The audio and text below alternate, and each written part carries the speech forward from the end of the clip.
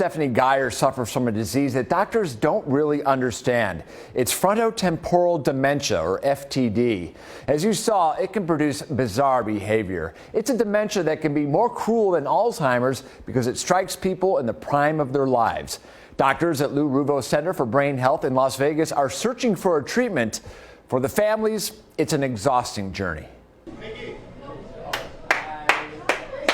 If you run into Stephanie Geyer, prepare to be love-bombed. I love you also. I love you. I love you all. After 47 years together, Stephanie and George Geyer's daily life is pretty much the same. A mid-morning visit to a Capriati's in their Summerlin neighborhood is part of that. That's the cold turkey, and I love you all. We love you. I love you all. Stephanie was diagnosed with frontotemporal dementia, a disease that attacks the parts of the brain that control personality or speech, or both. I love you all. I love you all. You're good, honey. She's always been happy, cheerful, friendly, social, fun-loving, a little bit ditzy, but I thought that was adorable. Probably 10 or 12 years ago, she started developing these compulsions, compulsive gambling, compulsive shopping, compulsive spending, compulsive eating.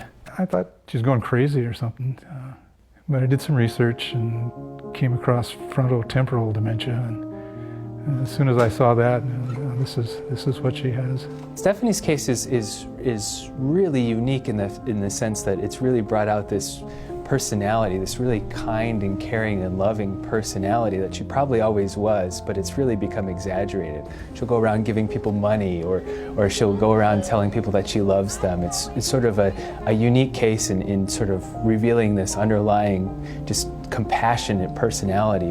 Thank you, Miss Stephanie. No, that's yours. No, you take it today. But at some time it just becomes overwhelming in terms of her ability to control her emotions. She's hugging people that she doesn't even know. She's giving out money to people, strangers on the street. It's sort of this disinhibited personality. Dr. Aaron Ritter and others at the Cleveland Clinic Lou Ruvo Center for Brain Health in downtown Las Vegas are working to understand what causes FTD. What they do know is it isn't Alzheimer's. Dr. Ritter showed us two brain scans. The top is a 55-year-old man with FTD. The bottom scan is a 75-year-old with Alzheimer's. The bright orange, yellow, and red show where the brain activity is. We see very little activity of any of the cells in the front part of the brain. As opposed to this scan down here, as we're looking at a patient with Alzheimer's disease, we can see a lot of activity in the front part of the brain. So we see these nice bright colors. Simply put, Alzheimer's steals memories, FTD steals who we are.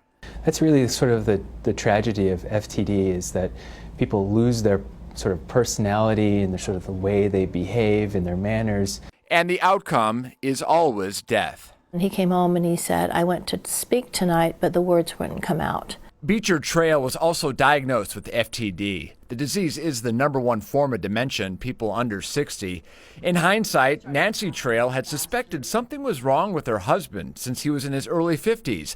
His gregariousness led to the nickname Beecher the Preacher, but the Henderson man withdrew, and then the diagnosis. I was looking forward to our golden years when he retired, and then all of a sudden we find out that he has this terrible disease that I've never heard of. Can you say something? Me? Huh? I love you too.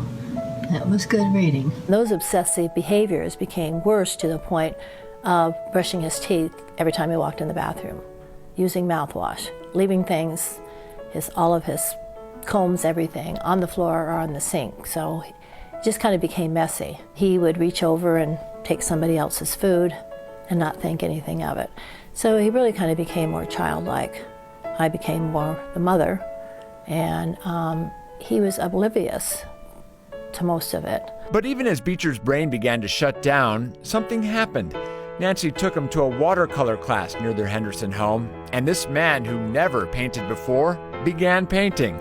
and his artwork got the attention of his doctors. Part of our theory is that the frontal lobes inhibit some of our behavior, right? So there's something that's sort of keeping a cap on for whatever reason, and with this disease, it sort of disinhibited his underlying behavior. This was Beecher's last painting.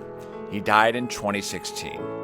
There are 20 to 30,000 new cases of FTD diagnosed every year, even more we don't know about because it's either not reported or misdiagnosed as mental illness. For the very first time, we're going to be involved in an FTD consortium that hopes to bring some clinical trials, getting enough people enrolled in clinical trials that we can start to find meaningful treatments for these diseases. I'm sure it'll get worse in the future, but I don't dwell on that. Stephanie's vocabulary is down to a few hundred words. Her only other form of communication is the piano. You come and go get those things. You want me to get that? I'll get that. I don't do it, but I think you're all going. There is no treatment for Stephanie, and no one knows how long she has. Her world is shrinking, but there are truths that Stephanie still knows. This is my place, my husband that I love, George, that I love. This is my 47 years. FTD has more of a genetic component to it than Alzheimer's, so it's more likely to be passed down from parents to their children. If you'd like more information on research and resources, we've attached links to this story on fox5vegas.com.